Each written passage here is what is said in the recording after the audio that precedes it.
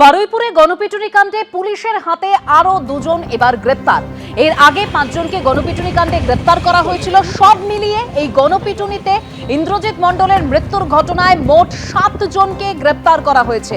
অন্যদিকে পুলিশের উপর হামলা, ভাঙচুর কাণ্ড, গণপিটুনিতে গ্রেপ্তারের সংখ্যা এবার বেড়ে দাঁড়ালো 40।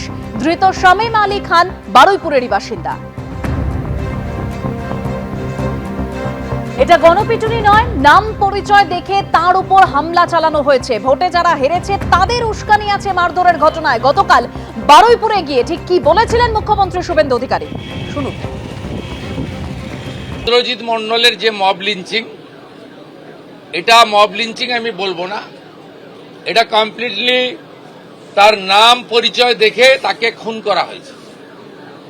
এর পিছনে ভোটে রিজেক্টেড যারা হয়েছেন তাদের বড় উস্কানি রয়েছে। র্যাডিক্যাল মৌলবাদী গ্রুপও থাকতে পারেন, আমি উড়িয়ে দিচ্ছি না। তাতে যতগুলো ছবি দেখা গেছে প্রত্যেককে পুলিশ অ্যারেস্ট করেছে, thanks to West Bengal police. একজনকে বকখালি থেকে তুলেছে, একজনকে দীঘা থেকে তুলেছে।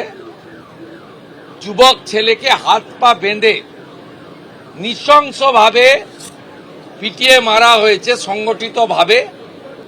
ইন্দ্রজিৎকে আমরা ফিরিয়ে দিতে পারবো না। ইন্দ্রজিতের প্রত্যেকটা খুনি সমানভাবে ওই একরত্তি ছোট্ট কন্যার খুনিরা, শারীরিক নির্যাতনকারীরা যেভাবে আমি কথা দিয়েছি কাস্টডি ট্রায়াল হবে, ইন্দ্রজিতের খুনিদেরও তাদেরও খুব চূড়ান্ত চরম ভারতীয় ন্যায় সংহিতাতে যে শাস্তি আছে পাবে।